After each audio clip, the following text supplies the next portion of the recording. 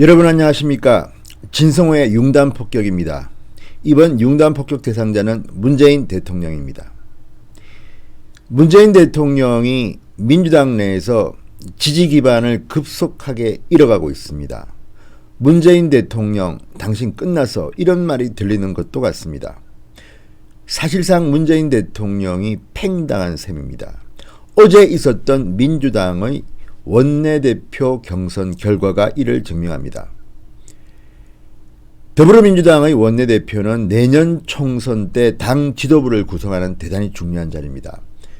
그래서 이번 민주당 원내대표 선거는 문재인 대통령에 대한 민주당 현역 의원들이 지지 여부를 가늠할 수 있는 잣대가 됩니다. 그런데 의외의 결과가 일어났습니다. 일종의 쿠데타일 수도 있겠습니다. 이번 민주당 원내대표 후보는 세 사람이었습니다. 김태년 의원, 이인영 의원, 노웅래 의원이었습니다. 아시다시피 김태년 의원이 안정적으로 당선될 것이라는 예상이 많았습니다. 이미 오래전부터 김태년 의원은 원내대표로 낙점됐다는 소문도 돌았습니다. 친문 중에 친문이라는 말이 들립니다. 당정책위 의장을 지냈고 이해찬 당대표와는 막역합니다. 청와대도 이 세 명 중에는 확실한 우리 사람은 김태년이라는 그런 분위기가 있었습니다. 당연히 김태년 원내대표가 탄생할 줄 알았습니다. 그런데 의외의 결과가 나타났습니다. 자, 일단 이인영 의원은요, 역시 서울의 3선 의원입니다. 노웅래 의원도 서울의 3선 의원. 이 중 가장 비주류는 노웅래 의원입니다. 이미 두 차례 원내대표에 출마해서 떨어졌고요. 문재인, 노무현 이런 라인과는 조금 거리를 둔 사람입니다. 대신에 스킨십은 상당히 좋습니다. 부친인 노승환 전 의원의 힘을 얻어서 마포갑에서 터줏대감입니다. 이인영 의원은 전대협 1기 의장을 지낸 운동권 586 선두주자 중 한 명입니다. 고려대 총학생회장 출신입니다. 황교안 대표가 그렇게 비판했던 운동권의 전형입니다. 그렇지만 친문이긴 하지만 범친문으로 치지 본질적으로 김태년만큼 친문 핵심은 아닙니다.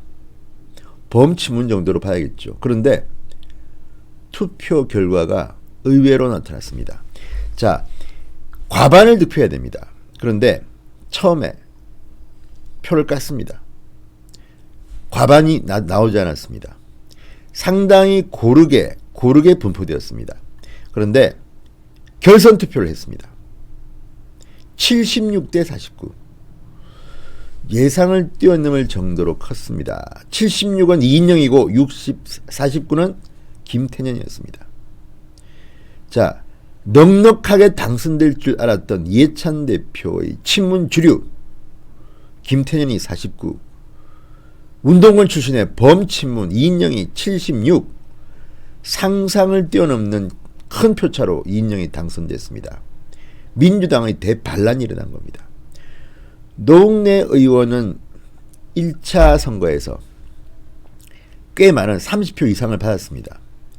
그렇지만 이 표가 결선 투표에서는 다수가 이인영한테 간 겁니다. 결국 김태년 의원은 쓴맛을 봐야 했습니다. 자, 지금 왜 그럼 이런 상황이 나왔느냐? 지금 청와대, 문재인 청와대가 오만이 도를 넘었다는 비판이 나오고 있습니다. 친문이 주도하는 공천 물갈이에 대한 공포가 민주당 현역 의원들을 엄습했다고 합니다. 자, 1차 경선은 이인영 54, 김태년 37, 노웅래 34였습니다.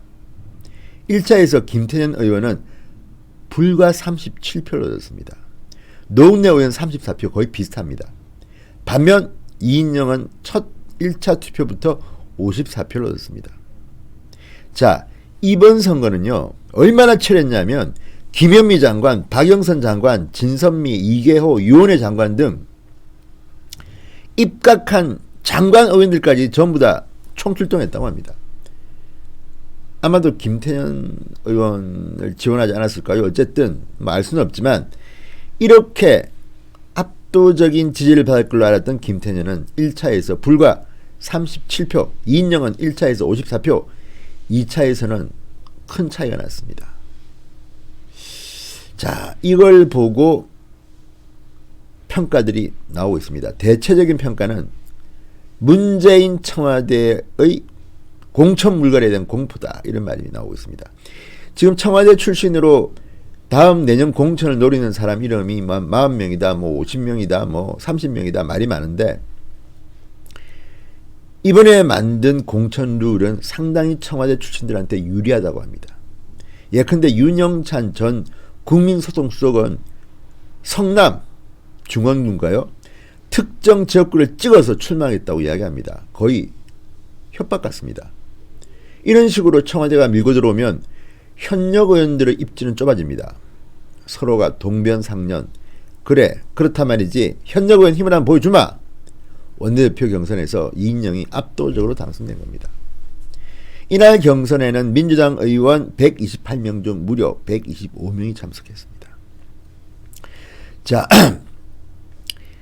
김태년 의원이 스킨십이 부족했을 수도 있습니다. 그렇지만 이번 결과를 보면 압도적입니다. 1차 투표에서 과반이 안 나왔는데 노웅래에게 갔던 표 중에서 22표가 이인영한테 가고 12표가 김태년한테 갔습니다. 지금 민주당 의원들의 심정을 잘 드러내주는 결과입니다. 자,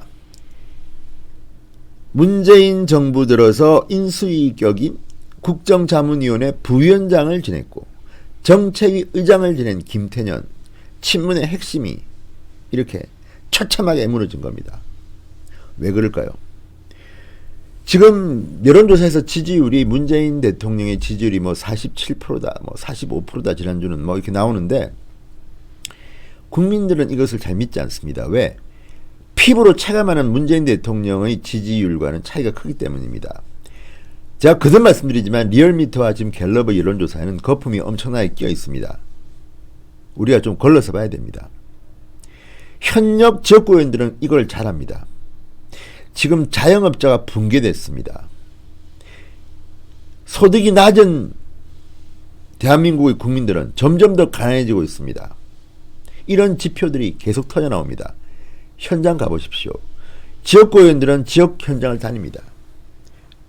미용실, 뭐 커피숍, 슈퍼마켓, 재래시장 다 듣습니다.